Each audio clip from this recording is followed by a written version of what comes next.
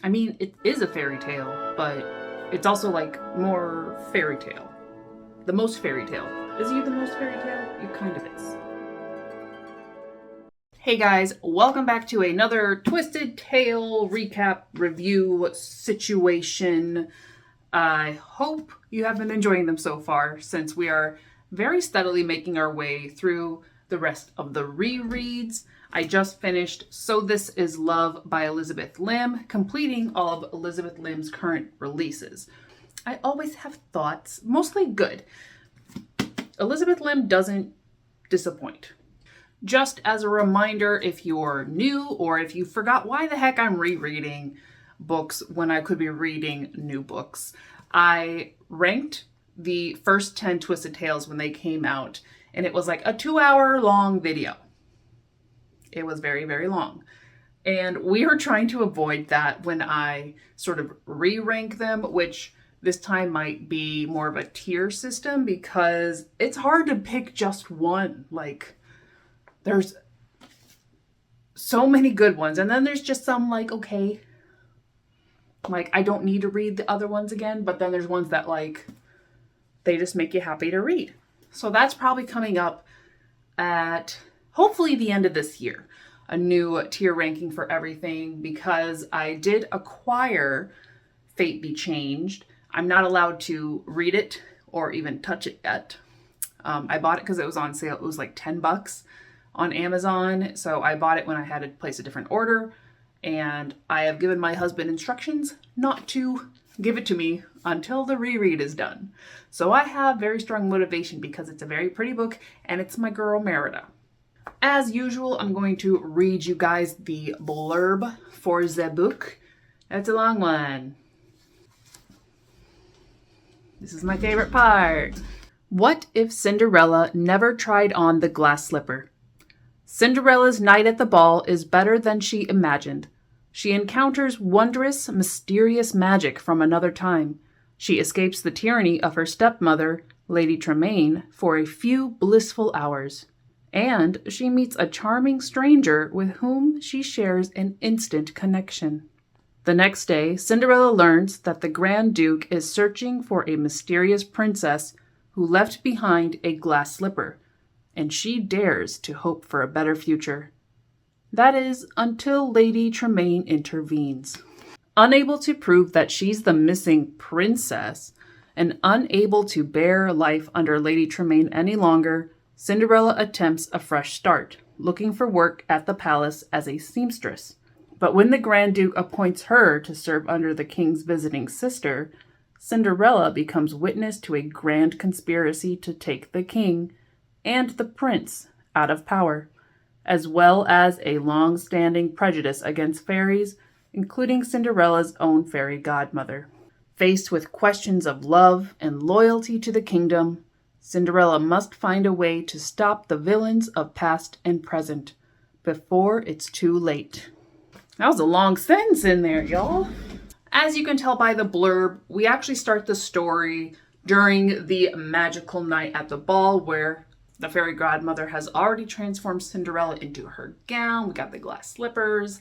Magical night. She meets the prince not knowing he's the prince in this case. They go out in the gardens. They have a chit chat, making connections, sort of insta love. Maybe they're both actually super lonely people who really have not had chances to meet. I mean, the prince has probably met tons of people, but like people who actually see him as a person. Cinderella as well has kind of like been a servant for most of her life. So while I don't like insta love, it makes sense because this is probably the first real connection either of them have made. Now, what the blurb doesn't say exactly, because it insinuates that, oh, Cinderella doesn't want to work with her Lady Tremaine anymore, so she goes out on her own to find a job at the palace. She is almost sold.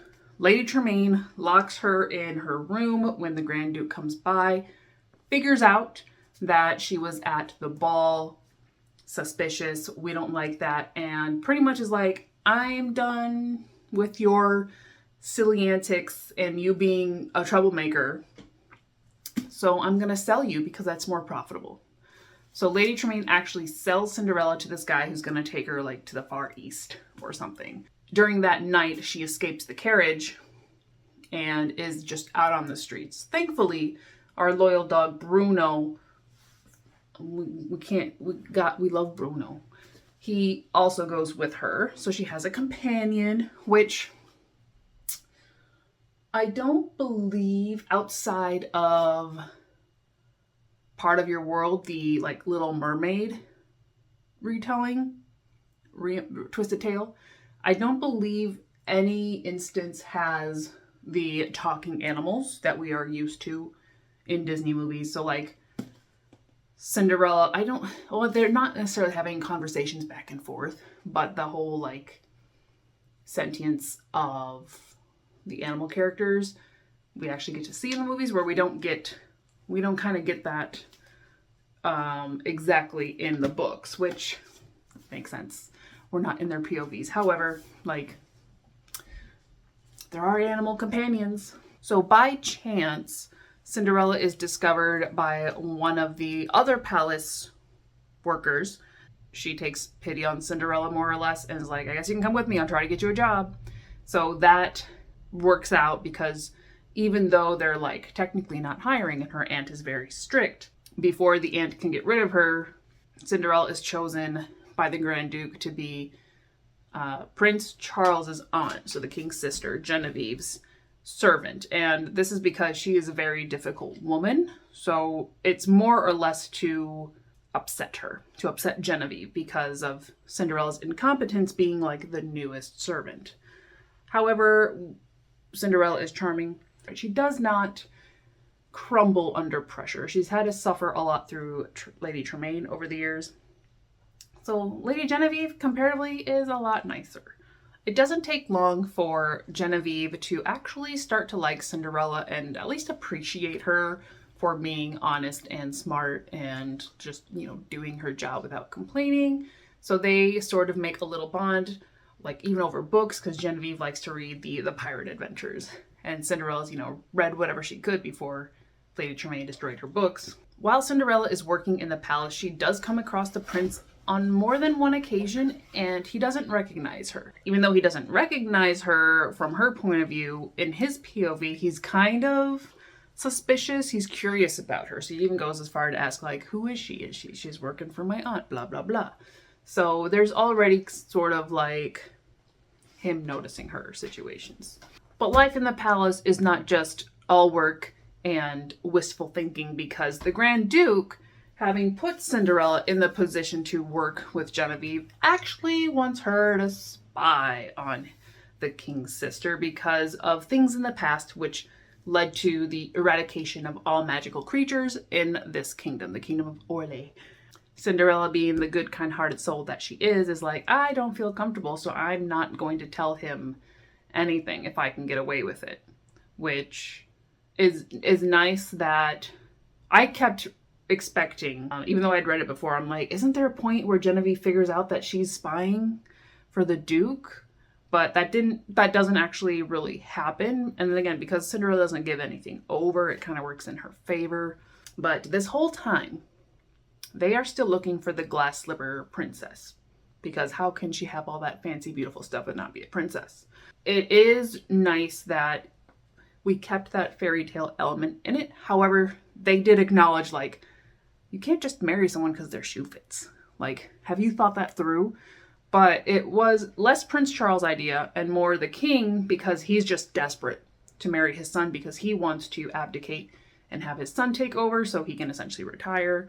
He's also not doing too hot, but that's maybe because the Grand Duke is giving him a little something in his tea. Oh yeah, the Grand Duke's the bad guy, if that wasn't clear already. Which, again, nice twist, because she got away from Lady Tremaine. So even though she's kind of a looming threat, or at least a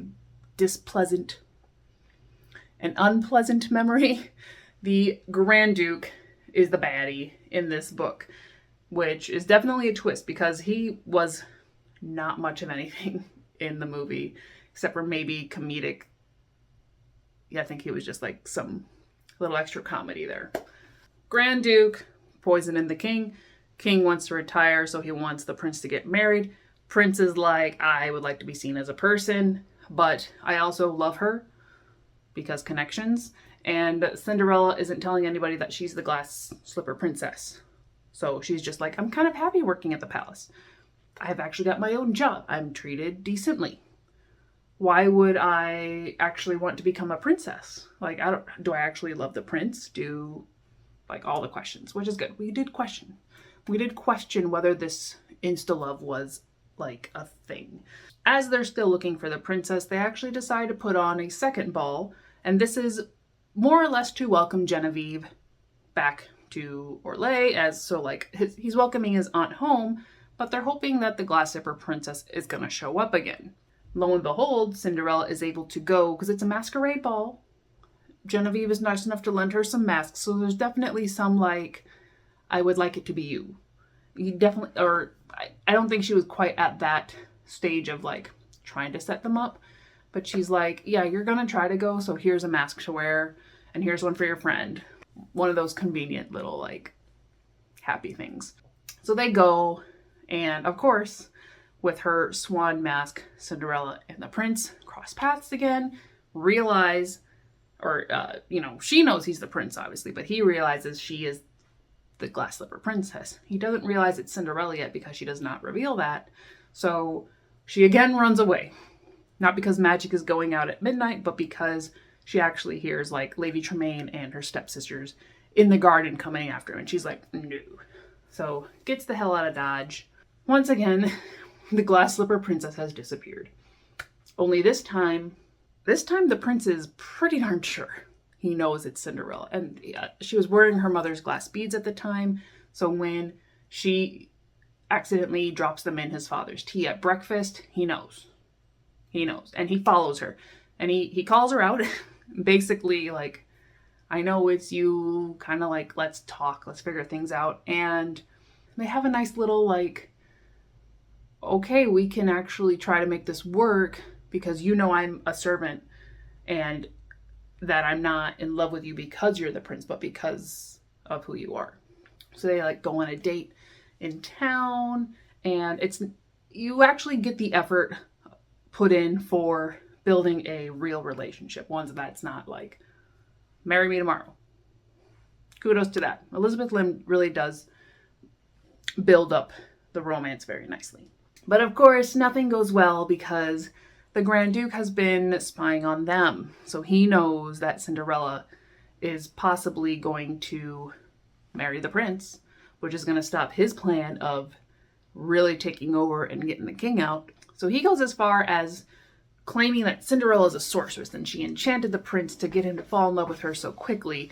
And that's illegal because all magic is exiled. We're getting into like the nitty-gritties of the end here, so I don't want to, again, I try not to spoil the endings for you guys, even though most of them are happily ever after. But it becomes a showdown between the Grand Duke and Cinderella, fighting to get magic back in the kingdom, fighting for true love, more or less, because we're still worried about, like, are we ready to become a princess? Do we really want to take that path? Is this real? Which is it? Cinderella is a fairy tale. And even though this is a twisted tale, this one still feels the most fairy tale-esque. And that is because a lot of convenient things happen for Cinderella that work in her favor and kind of align her up with the prince and the happily ever after. Even without magic being involved, because that was only, like, the fairy godmother could really only help at that first ball. And even that was pushing her powers when it wasn't allowed in the kingdom. So Cinderella does all this more or less on her own with some very nice strings of fate attached. So if you're looking for a cozy twisted tale, another Cinderella retelling, reimagining that is still fairy tale with some little drip drops of darkness, like Lady Tremaine selling Cinderella, that's pretty bad. It's not up there with some of our other villains, but it is quite a sinister act. And then obviously the Grand Duke thinking he's doing everything for the kingdom, but it's just kind of greedy on his part. He bad. He's not bad. He's an understandable level of greedy bad, but it made sense for this setting. However, it is overall just a cozy fairy tale. Check out So This Is Love. If you've already read it, let me know what you think in the comments below. If not, let me know if you're interested. Let's see. Last time I asked you guys what your favorite prince was. Who, or if you can say who. Since we were talking about sort of animal companions and Bruno kind of being part of Cinderella's life throughout this whole ordeal, who are, because I know you can't just pick one. I understand that. Who are your favorite, like, Disney animal companions, talking or not? We love a Bruno. We also love Jacque and Gus Gus, but I'll take what I can get. So that is all for this review. Thank you guys for tuning in.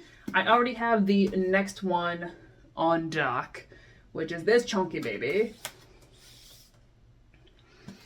Next time I'm going to be reviewing What Once Was Mine.